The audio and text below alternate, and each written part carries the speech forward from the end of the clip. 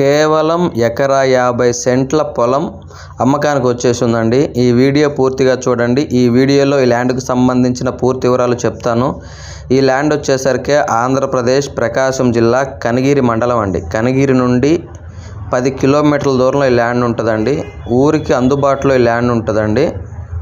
తార్ రోడ్డుకైనా ఊరికైనా చాలా దగ్గరలో ఈ ల్యాండ్ ఉంటుంది. 1 ఎకరా 50 సెంట్ల విస్తీర్ణం గల పొలము. ప్రజెంట్ అయితే ఈ ల్యాండ్లో ఒక బోర్ ఉంది. సాయిల్ విషయానికి వచ్చేసరికి రెడ్ సాయిల్.